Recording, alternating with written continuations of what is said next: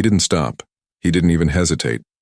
In less than 20 seconds, the life of a young man was gone, and all that remained were the haunting echoes of gunshots. A city stunned. A community devastated. Laquan McDonald, a 17-year-old teenager, is gunned down on the streets of Chicago, his final moments captured on video for the world to see. What started as a routine police encounter turned into an execution, a moment frozen in time, forever altering the lives of everyone involved. But this wasn't a random act of violence. This was an officer, sworn to protect, pulling the trigger 16 times, with the full weight of his badge standing between him and justice. Why did Jason Van Dyke fire on a young man who was walking away from him? What drove a police officer to shoot an unarmed teenager with no immediate threat? The answers might shock you, and the video evidence that surfaced only raised more questions. For months, the truth was hidden. The investigation was stalled, the story twisted, and the real facts buried under the weight of corruption. And when the dashcam footage was finally released, it changed everything. A city grappling with its history of police violence was forced to face a reality it could no longer ignore. The trial that followed was a spectacle, but the verdict would leave many asking if justice had truly been served. A police officer found guilty, yet many still felt the system failed. How much longer can we ignore the culture of fear, racism, and unchecked power that continues to plague our streets? Before we dive into the details of this case, a quick warning. The content you're about to hear may be disturbing. Viewer discretion is advised. Welcome to The Last Verdict. A huge thank you to all our subscribers. You're not just viewers. You're part of a movement. Your engagement helps spread awareness and gives a voice to those who have been silenced for too long.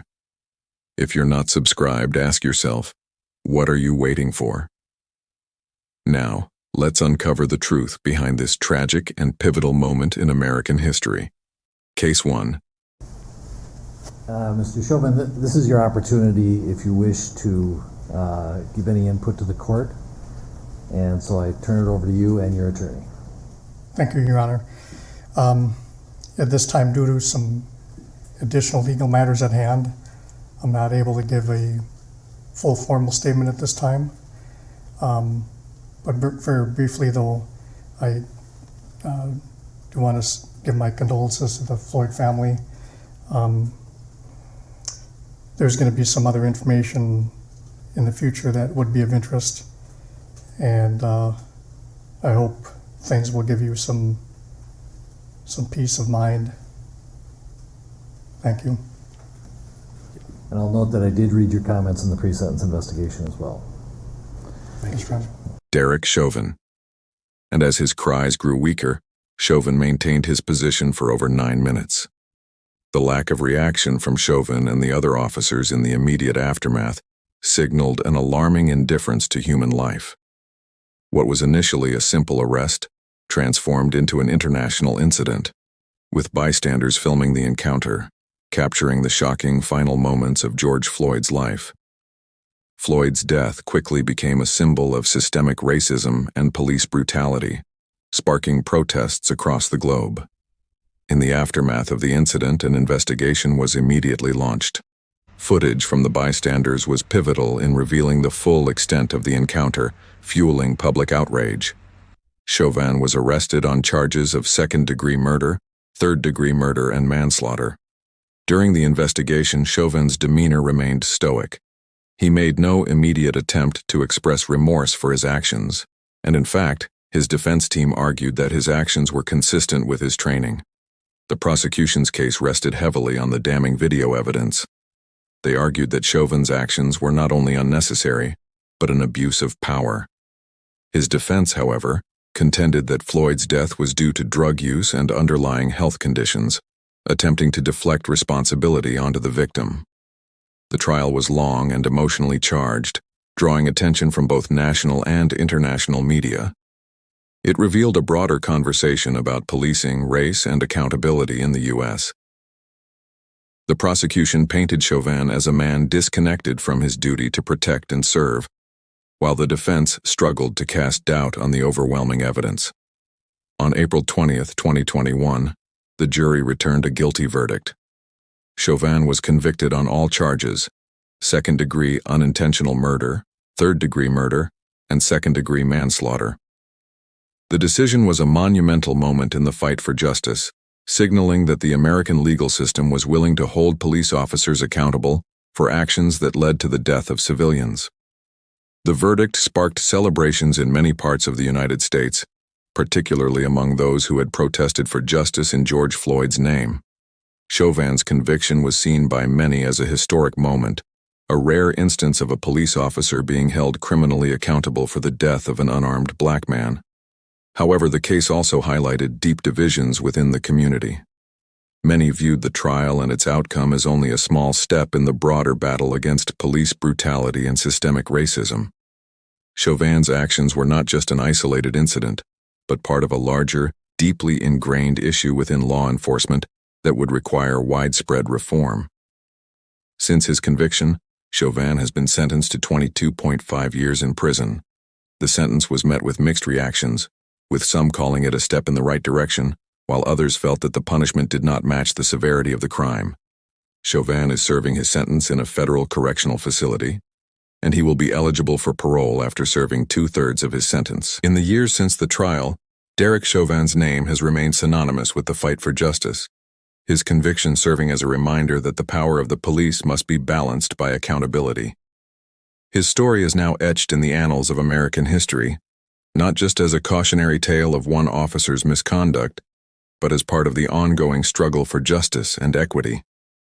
As the world continues to grapple with issues of race and law enforcement, Chauvin's trial serves as a pivotal moment in the history of American policing, forever altering the conversation about race, power, and accountability in law enforcement. Case 2. The other big trial set to happen soon. Attorneys for Michael Slager once again asking prosecutors for all documents, photographs, and other information related to his case. The former North Charleston police officer is charged with the murder of Walter Scott. His attorneys say their previous discovery motions have not been fulfilled and want the solicitor to comply within 30 days. Michael Slager. Michael Slager was born in 1981 in the small town of Hoboken, Georgia. Raised in a working-class family, Slager's early life was fairly unremarkable, marked by the typical ups and downs of an ordinary suburban upbringing. His father, a mechanic, was known for his strict, no-nonsense approach to parenting, while his mother, a schoolteacher, fostered a strong sense of discipline and structure. Slager's childhood was not marked by overt signs of dysfunction, but his family dynamic, which emphasized authority and control, may have played a role in shaping his later career in law enforcement. From a young age, Slager showed an interest in serving his community, eventually pursuing a career in law enforcement. By the time he was in his mid-20s, he had joined the North Charleston Police Department, driven by a desire to follow in the footsteps of those he admired, a path that promised stability and respect. Slager's colleagues later recalled him as someone eager to prove himself, though not without his own set of emotional challenges. While he did not have a history of criminal behavior, reports of his actions while on the force began to raise concerns. During his tenure, Slager received complaints about his behavior during arrests, including accusations of excessive force. However, these complaints did not escalate into serious consequences, leading to his continued rise within the department. Despite these early warning signs, there were no major red flags in his personal life or professional history that would have predicted the tragic event to come. On April 4, 2015, Slager was called to a routine disturbance in North Charleston. Walter Scott, a 50-year-old black man, had been stopped for a broken tail light. What started as a simple traffic stop quickly escalated into a confrontation, with Slager attempting to arrest Scott. In a series of rapid escalating events, Scott, fearing he would be arrested for outstanding child support warrants, bolted from the scene. Slager, armed and in pursuit, fired 8 shots at Scott, striking him in the back as Scott tried to flee. The shocking twist came when an onlooker, Fiden Santana, captured the entire incident on video. The footage showed Slager standing over Scott's lifeless body, dropping a taser near the victim and walking away. It was a pivotal moment in modern American policing, video footage that seemed to contradict the officer's initial reports of the incident, laying bare the brutality of what had occurred. What followed was a series of emotional and mental triggers that seemed to overwhelm Slager. In the wake of the shooting, Slager's immediate reaction was one of apparent calm, but the video exposed a clear attempt to justify his actions post factum. He would later claim that Scott had reached for his taser, an assertion that was completely disproven by the footage. The video sparked outrage, igniting widespread protests and national conversations about race and law enforcement in America. The video of Walter Scott's killing went viral almost immediately, leading to a full-scale investigation by the South Carolina Law Enforcement Division, SLED. Slager's account of the incident was scrutinized, with investigators noting the discrepancies between his statement and the video evidence. Slager's demeanor throughout the investigation was stoic, showing little to no emotional reaction. He maintained that he feared for his life, asserting that Scott had threatened him with the taser. However, the video told a different story. Slager was arrested and charged with murder, and the trial quickly became a focal point for debates on police use of force and racial injustice. The prosecution argued that Slager had acted with reckless disregard for human life, using excessive force to kill an unarmed man who posed no immediate threat. The defense, on the other hand, claimed that Slager's actions were justified, arguing that Scott had taken his taser and could have used it against him. The trial was a tense and highly charged affair, with each side presenting their case in vivid detail. The key moment in the trial came when the jury was shown the video of the shooting, a moment that left little room for doubt about Slager's culpability. Slager's testimony, which seemed detached and mechanical, failed to resonate with the jury, and the prosecution's narrative of an unprovoked killing gained traction. On December 5, 2016, Michael Slager pled guilty to federal civil rights violations. While he was not initially convicted of murder, he was charged with violating Scott's civil rights, a charge which carried a significant penalty. In May 2017, Slager was sentenced to 20 years in federal prison for the crime. The sentencing was a stark contrast to the earlier cases of police officers who had escaped justice, marking a rare moment of accountability for a law enforcement officer involved in the killing of an unarmed black man. The impact of Walter Scott's death rippled through the community of North Charleston and beyond. Scott's death became another symbol in the ongoing battle for racial equality and justice in the United States, fueling protests under the Black Lives Matter movement. The case also highlighted the power of video evidence in holding law enforcement accountable. Many viewed the footage as a turning point in the national conversation about police violence and racial profiling. In the years since the trial, Michael Slager has remained incarcerated, serving his 20-year sentence at a federal prison. While Slager has shown no public remorse for his actions, his case continues to be a reference point in the debate over police reform. As of today, Slager remains an emblem of the urgent need for systemic changes in American policing and law enforcement practices.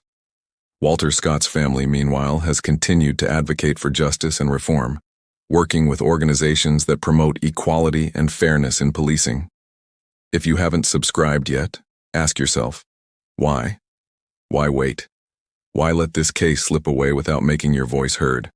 Those who choose to stay silent, who don't speak out by subscribing, let this injustice continue unchecked. Are you really okay with that? Case 3. John Burge. John Burge was born in 1947 in the working-class neighborhood of Chicago, Illinois. Raised in a traditional blue-collar family, Burge had the stability of a typical mid-century American upbringing, but there were underlying tensions that may have set the stage for his future actions. His father, a World War II veteran, was often described as stern and authoritarian, while his mother worked as a homemaker. Growing up in a community where law enforcement was seen as a respected profession, Burge felt a calling to join the police force, a career that would shape his future and ultimately his tragic downfall. In his early years, Burge was not particularly troubled. He joined the U.S. Army after high school, serving in Vietnam, and then went on to become a police officer with the Chicago Police Department in 1970. During his time in Vietnam, Burge had witnessed extreme violence and trauma, experiences that could have contributed to his growing indifference to human suffering. Burge's actions in the war and his experiences as a soldier are frequently cited as factors that desensitized him to brutality, influencing his later behavior as a police officer. Despite the routine of his early career, it soon became apparent that Burge exhibited a disturbing pattern. In his early days on the force, colleagues started to notice his intense approach to interrogations, marked by a tendency to use physical force to extract confessions from suspects. There were whispers of his methods being too harsh, but these complaints went largely unaddressed. Burge was a man who saw his authority as absolute and felt justified in using whatever means necessary to get results. By the late 1970s, John Burge had become infamous for his unorthodox and brutal interrogation tactics. His reputation for cruelty escalated after he became a detective in the 1980s. On one infamous day in 1982, Burge was directly involved in the interrogation of Andrew Wilson, a suspect in the killing of 2 Chicago police officers. Wilson was accused of shooting the officers in a violent confrontation, and Burge's response was an interrogation that would set the stage for his criminal career.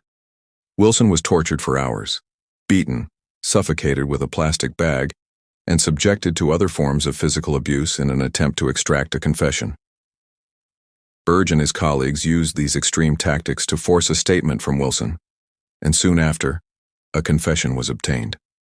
What followed was an entirely fabricated confession, which led to Wilson's conviction and a lengthy prison sentence. However, the story didn't end there. Burge's methods were not limited to just one case. He used torture as a systematic practice during interrogations of suspects, particularly black men, throughout the 1980s and 1990s. The number of false confessions grew as Burge became more entrenched in his violent approach. His methods were so extreme that they led to the wrongful convictions of over a dozen individuals, many of whom spent years in prison for crimes they did not commit. The brutality of Burge's actions was not an isolated event, but rather a symptom of a larger, deeply ingrained culture of corruption within the Chicago Police Department. There were clear patterns in Burge's behavior that showed an increasing disregard for civil rights and the sanctity of human life. His case was not an accident, but rather part of a systemic issue of police abuse that continued for years. It wasn't until 1993, when Andrew Wilson's case gained public attention, that the full scope of John Burge's actions began to come to light. Wilson's legal team challenged the confession, citing evidence of torture, and it wasn't long before investigations were launched into the Chicago Police Department's tactics. In 1993, a special prosecutor was appointed to investigate allegations of torture, and Burge was placed under scrutiny. The investigation revealed a long history of abuse, with Burge and his colleagues using electric shock devices, suffocation, and physical beatings to extract confessions.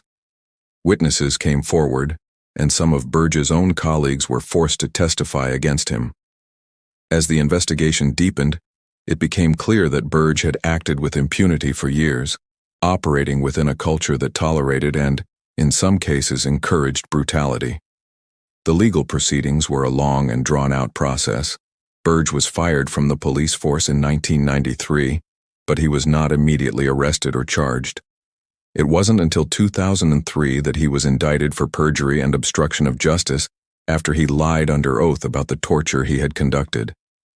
The trial was a media spectacle, as Burge's cold demeanor and lack of remorse stood in stark contrast to the emotional testimonies of his victims. His defense team continued to argue that the confessions had been voluntary, and they tried to downplay his actions as isolated incidents. After years of legal battles in 2010, John Burge was convicted of perjury and obstruction of justice for his role in the torture of suspects. He was sentenced to 4.5 years in federal prison, a sentence that many felt was too lenient given the extent of the abuse he had carried out. John Burge's conviction was a watershed moment for the city of Chicago. The case highlighted the systemic issues within the police department and exposed the deeply ingrained culture of violence and corruption that had allowed Burge's actions to go unchecked for so long. For the victims, the case was both a triumph and a tragedy. While Burge's conviction brought some sense of justice, many of those he had wronged were left with years, sometimes decades, of their lives stolen by wrongful imprisonment.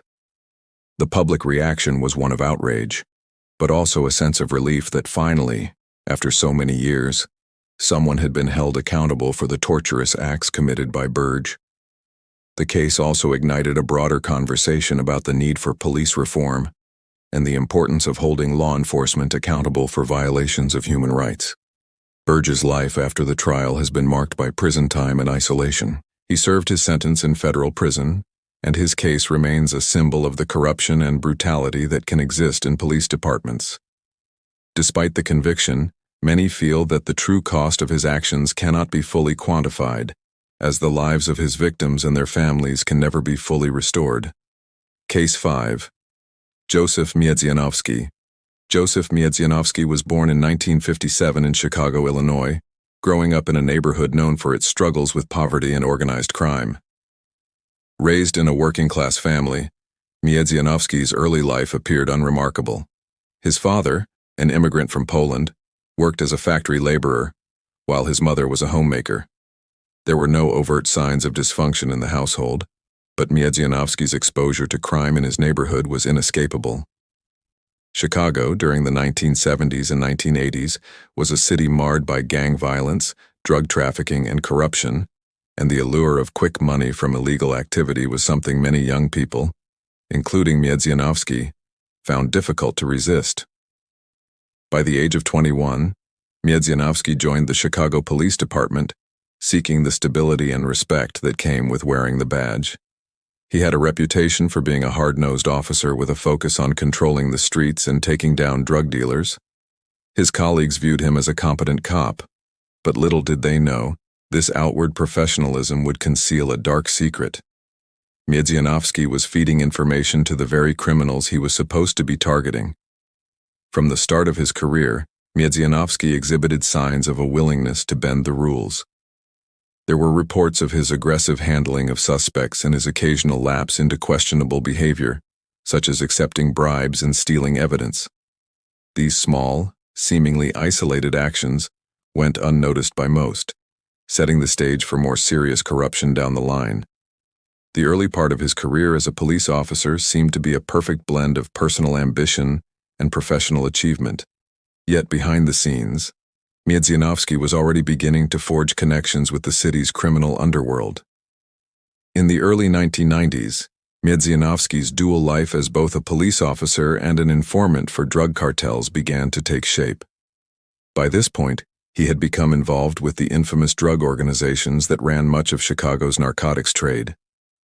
Miedzianowski's actions went from bending the rules to outright betrayal, using his position as a trusted officer to protect and assist drug dealers. The criminal activities that Miedzianowski was involved in were not limited to just providing information. He actively participated in the drug trade, acting as a liaison between law enforcement and the drug cartels. As a member of the police force, Miedzianowski's role gave him invaluable access to law enforcement tactics, investigations, and intelligence. He used this to help traffickers avoid detection, protect their shipments, and intimidate potential witnesses. It wasn't long before his criminal activities became deeply intertwined with his official duties. The turning point in his criminal career came when a fellow officer, suspicious of Miedzianowski's behavior, reported him to Internal Affairs.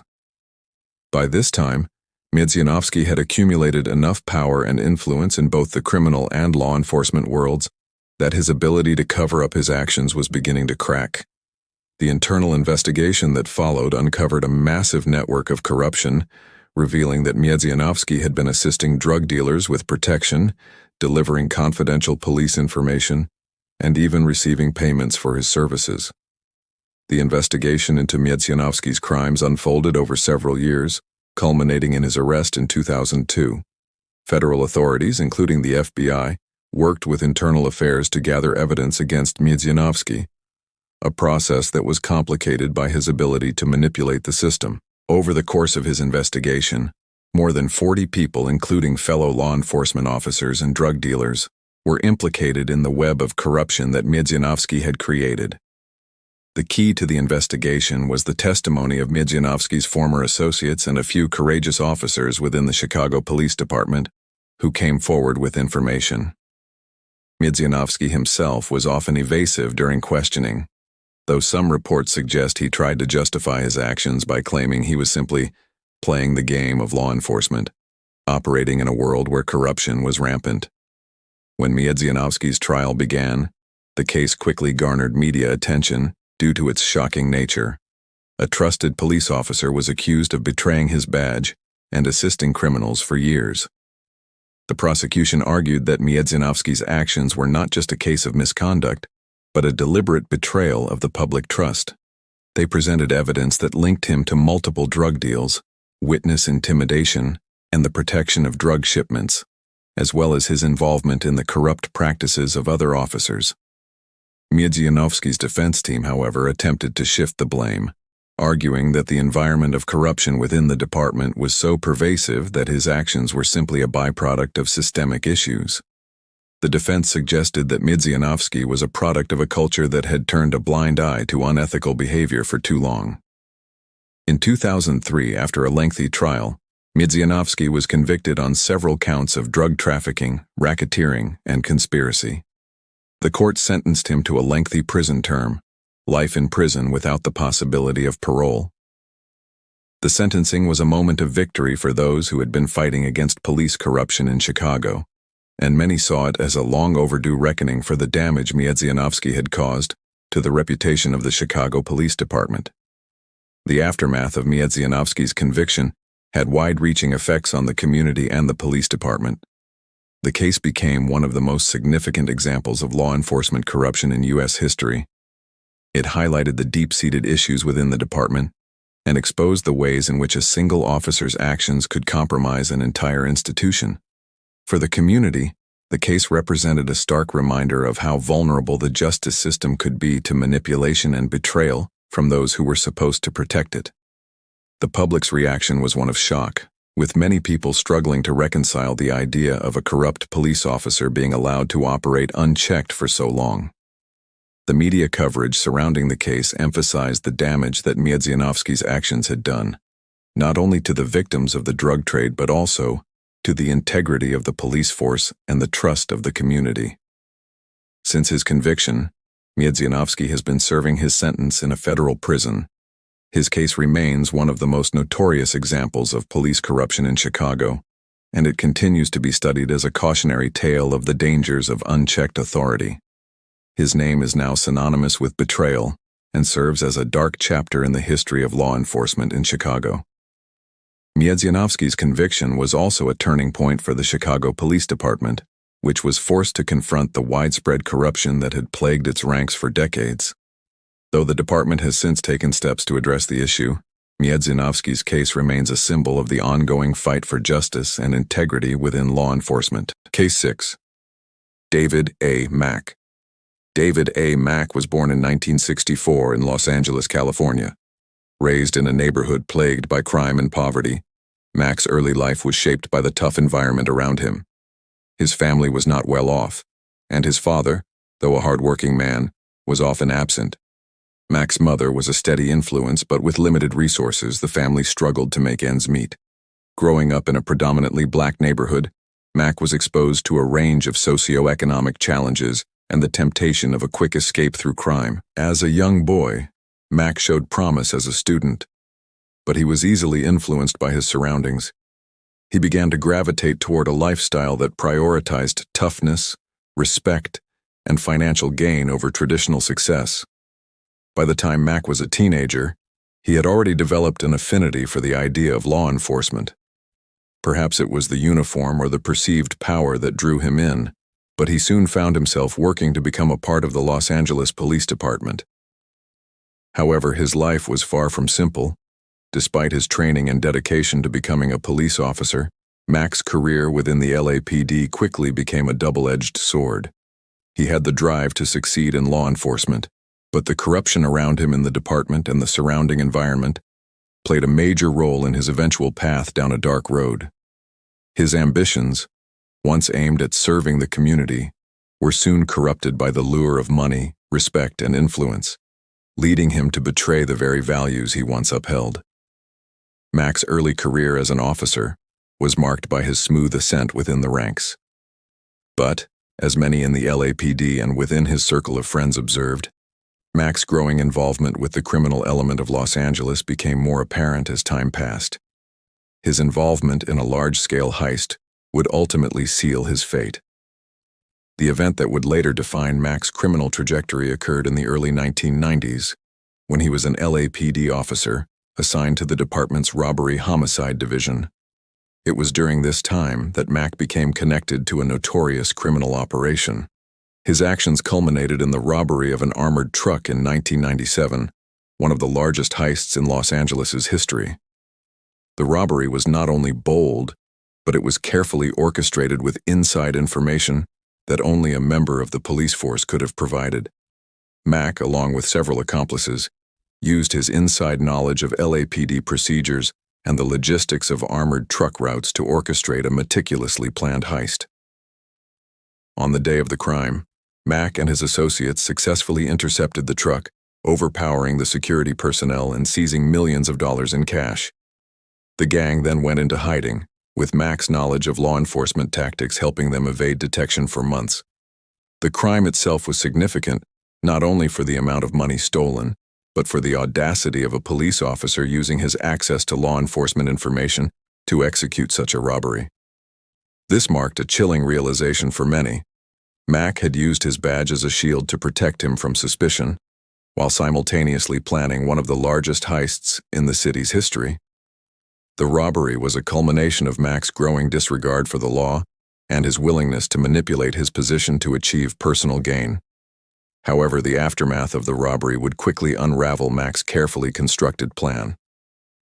Evidence slowly started to mount against him, and he soon became a prime suspect, with the investigation revealing his involvement in a series of other criminal activities, including drug trafficking and money laundering. What had seemed like a perfect crime was now the focus of an intense investigation. The investigation into the robbery was extensive. LAPD detectives, alongside federal agents, pieced together the evidence that ultimately led to Mac's arrest. As investigators dug deeper, they discovered Mac's connections to organized crime figures and his repeated involvement in corrupt activities during his tenure in the LAPD. What followed was a tense and complex investigation, with Mac continuing to deny any involvement in the robbery. Despite his denials, the mounting evidence painted a clear picture of his guilt. Wiretaps, surveillance footage, and the testimony of his accomplices linked him directly to the heist and several other illegal activities. The investigation revealed the depth of his corruption, how he had used his badge and knowledge of police procedures to orchestrate a high-profile crime and evade detection. During his trial, Mac's defense tried to argue that he had been coerced into the criminal activities, citing pressures from his criminal associates. However, the prosecution countered by presenting irrefutable evidence of his active participation in the planning and execution of the heist. Witnesses testified about Mac's role in coordinating the robbery, while others spoke of his lavish spending following the crime. In 2000, after a lengthy trial, Mac was convicted of multiple charges, including robbery, conspiracy, and money laundering. He was sentenced to 14 years in federal prison, a sentence that was considered relatively light given the scale of his crimes. Despite the conviction, the case sent shockwaves through the LAPD, further tarnishing the reputation of a department already under scrutiny for corruption and misconduct. The case had a profound impact on the Los Angeles community, especially on those who had trusted Mac as a member of law enforcement. The public's reaction was one of anger and betrayal, as it became clear that an officer who was meant to protect and serve had instead used his position to betray the public trust for personal gain. The media coverage was intense, and Mac's story became emblematic of the broader issue of corruption within law enforcement. For the LAPD, Mac's arrest and conviction led to further investigations into the department's culture of corruption. Many viewed Mac's crimes as indicative of a much larger problem within the police force, with several other officers later implicated in criminal activities. The case forced the department to re-examine its internal controls and led to reforms aimed at improving oversight and accountability. Mac's family, too, was deeply affected by the aftermath of his conviction. His actions not only destroyed his career, but also left a lasting stain on his personal life. His relatives were left to grapple with the shame of his actions and the fallout from his crimes. Mac's wife and children, once proud of his position as a police officer, found themselves living with the repercussions of his betrayal. Mac remains incarcerated, serving his sentence in a federal prison. While his life in prison is a far cry from the power and respect he once held as an officer, Mac's story continues to serve as a cautionary tale. Case 8. Gerard Guines. Gerard Guines was born and raised in Baltimore, Maryland, a city known for its high crime rates and deep-rooted socioeconomic struggles. Growing up in the 1980s, Guines was surrounded by a community dealing with poverty, violence, and the constant pull of illegal activities. His family, though not exceptionally poor, was caught in the turmoil of the neighborhood. Guines' father, a factory worker, struggled to provide for the family, and his mother, a schoolteacher, tried to instill a sense of discipline and ambition in him. But the harsh realities of his environment made that difficult. From a young age, Guines was drawn to the idea of authority and control, and he found solace in the concept of becoming a police officer. By the time he was in his late teens, Guines joined the Baltimore Police Department, driven by a desire for respect and stability. But the systemic corruption within the department, as well as the influence of his surroundings, started to slowly corrupt his sense of right and wrong. Guines was known to have been a well-liked officer in his early years, but reports of his questionable behavior began to surface, especially when it came to the way he handled narcotics cases. There were no glaring signs of extreme criminal behavior early in his career, but Guines' eagerness to climb the ranks within the police force and his fascination with the illicit drug trade eventually set the stage for his deep involvement in crime. He saw the drug trade as an opportunity not just for financial gain but also for power, and this belief led him to make dangerous connections with the very criminals he was supposed to be arresting. Guines' criminal behavior truly began to unfold in the mid-2010s, when he became deeply involved in a narcotics investigation. During an undercover operation, Guines orchestrated a string of fabricated drug busts to bolster his reputation within the department. He planted evidence, lied on police reports, and manipulated situations to make it appear as if he was successfully cracking down on drug activity. The key turning point came in 2016, when Guines was involved in the infamous Gun Trace Task Force scandal, a scandal that revealed the deeply embedded corruption within the Baltimore Police Department. Using his position as a trusted officer, Guines planted drugs and firearms in several homes and falsely reported arrests, all the while reaping financial rewards. His involvement in framing individuals for crimes they did not commit would go on for years without detection. What seemed like a minor transgression at first, a single fabricated report, soon snowballed into a series of lies, false arrests, and planted evidence. The emotional and mental triggers for Guines' criminal behavior stemmed from a deep desire to gain respect and recognition within the department, as well as a growing sense of entitlement fueled by the corrupt system he was a part of. His unchecked greed and the belief that he was immune from accountability ultimately led to a catastrophic unraveling of his career. The crimes committed by Guines spanned several years, and it was his involvement in a high-profile narcotics raid that would lead to his exposure. Guines' false reports and fabricated evidence were eventually discovered during an investigation into police misconduct. It was revealed that he had not only fabricated evidence, but also stolen narcotics from evidence lockers, allowing drug dealers to operate freely while pocketing the profits. The investigation into Guines' actions began in 2017, when fellow officers started to notice discrepancies in his reports. Witnesses testified that Guines had a history of planting evidence, and his connection to several drug rings became undeniable. After a thorough internal investigation by the Baltimore Police Department and the FBI, it became clear that Guines had been involved in a series of crimes ranging from drug trafficking to racketeering, all while masquerading as a law enforcement officer. Guines' behavior during the investigation was one of denial and defensiveness. He initially denied the charges and tried to cover up his actions, but the evidence against him was overwhelming. His colleagues were shocked by the extent of his betrayal, and his arrest in 2019 made national headlines, exposing the deep corruption within one of the nation's most high-profile police departments. During his trial, the prosecution painted Goins as a man who had used his badge as a shield to protect his criminal activities. They argued that Goins had turned his back on the law he was sworn to uphold and had used his position to exploit vulnerable communities for personal gain. The defense, however, tried to downplay his actions, claiming that Goins had simply been a bad apple in an otherwise well-functioning department. The court was unforgiving. In 2020, Goins was convicted on multiple charges, including racketeering, drug trafficking, and civil rights violations. He was sentenced to 25 years in federal prison, a sentence that shocked many given the scale of his crimes. The case of Gerard Goins sent shockwaves through the community and the Baltimore Police Department.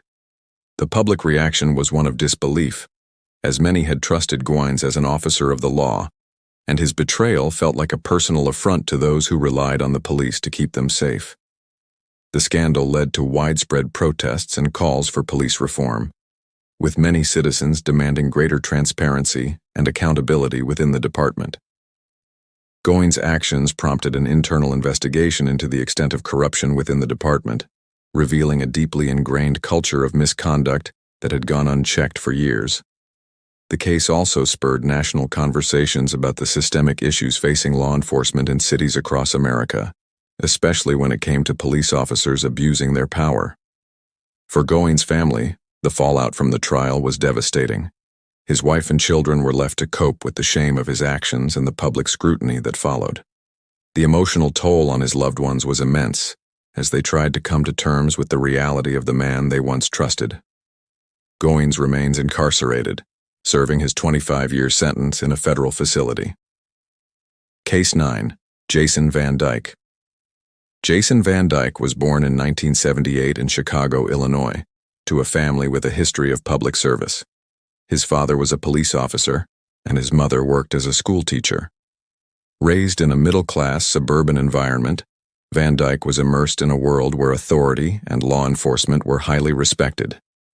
His father, who served in the police force for over 30 years, often shared his experiences and frustrations from the job, shaping Jason's view of law enforcement as both a noble profession and a means to command respect. As a child, Van Dyke was described as quiet and somewhat introverted. He excelled in school and played sports, showing discipline and a desire to fit in. But as he grew older, he began to lean heavily into the ideals of authority and control, perhaps influenced by his father's stories of policing the streets. His decision to join the Chicago Police Department in 2001 seemed like a natural extension of his upbringing. However, his career would soon be marked by incidents of aggression and a growing sense of entitlement, which would foreshadow his eventual actions. Van Dyke's early years on the force seemed unremarkable. However, colleagues began to notice a pattern of increasingly aggressive behavior. In 2014, just 2 years before the infamous shooting, Van Dyke was involved in an incident that raised alarms. He had been accused of using excessive force during an arrest but was cleared of any wrongdoing. This incident seemed to be an early indicator that Van Dyke's approach to law enforcement was not aligned with the standards of restraint and de-escalation that are expected in the profession. The most striking foreshadowing of his future behavior came in the form of his growing disillusionment with the system he served. He was known to harbor a deep mistrust of civilians, particularly people of color, and his views became more evident in the years leading up to the tragic events that would define his career. On October 20, 2014, Jason Van Dyke was part of a team of officers responding to a call about a suspicious person in the south side of Chicago. The suspect was Laquan McDonald, a 17-year-old black teenager who was allegedly acting erratically and holding a knife. When Van Dyke arrived on the scene, McDonald was walking away from the officers, and it appeared he was not posing an immediate threat. The situation quickly escalated when Van Dyke, without warning, opened fire. Over the course of 14 seconds, Van Dyke fired 16 shots at McDonald, striking him multiple times. The shocking part of this incident wasn't just the number of shots fired, but the fact that McDonald had already been walking away from the officers when Van Dyke began shooting. The entire incident was captured on dashcam footage, which would later play a crucial role in the investigation.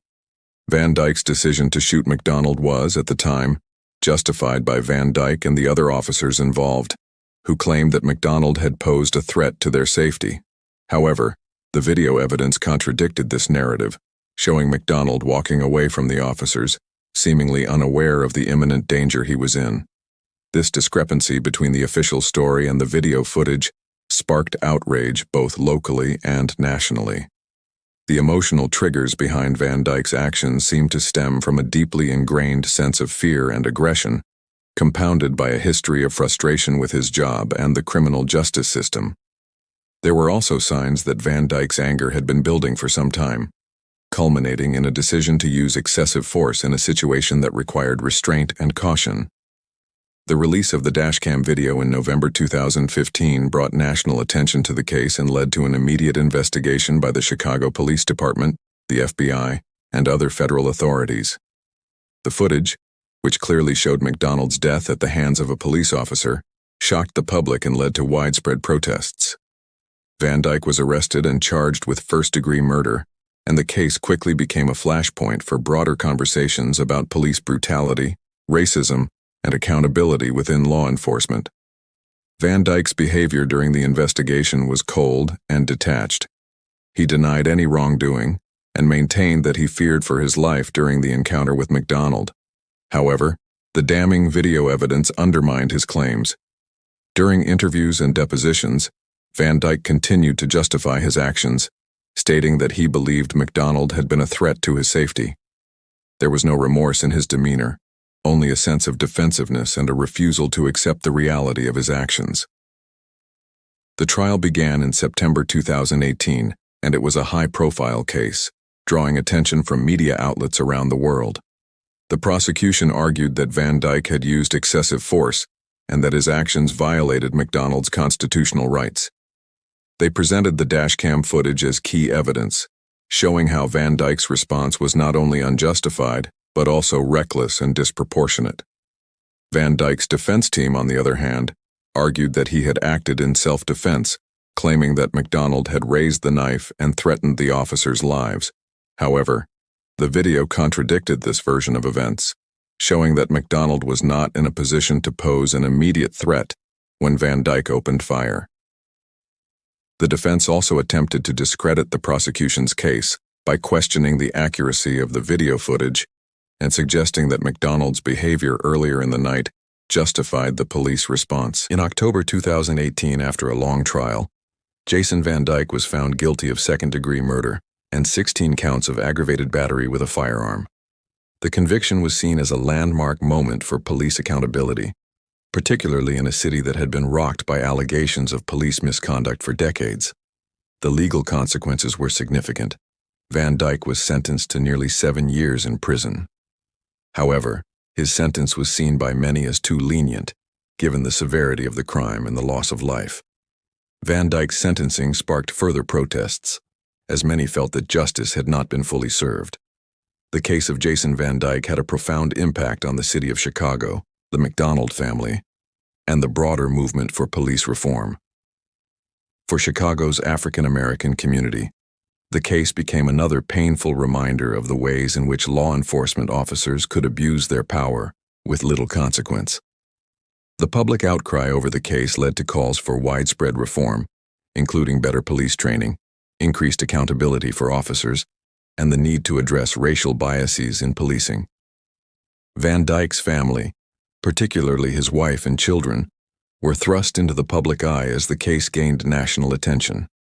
Their lives were upended by the enormity of the trial and the media coverage, though they remained largely silent throughout the proceedings. For Van Dyke, the aftermath was a complete loss of the career he had worked so hard to build, as he was no longer the respected officer he once was, but a convicted felon serving time in prison. Since his conviction, Van Dyke has been serving his sentence in a state prison. He has faced ongoing criticism from both the public and former colleagues, and his case remains a significant chapter in the ongoing conversation about police accountability. Van Dyke's time in prison is a stark reminder of the consequences of unchecked power and the importance of holding law enforcement officers accountable for their actions. The case of Jason Van Dyke serves as a powerful reminder of the importance of accountability within law enforcement. His actions, captured on video and leading to the tragic death of Laquan McDonald, ignited a national conversation about police brutality, systemic racism, and the need for reform. While the conviction brought some semblance of justice, it also highlighted the ongoing challenges in achieving true equality and transparency in policing. At the last verdict, we continue to reflect on the implications of such cases, as they not only shape the course of justice, but also influence the broader movement for change in our society.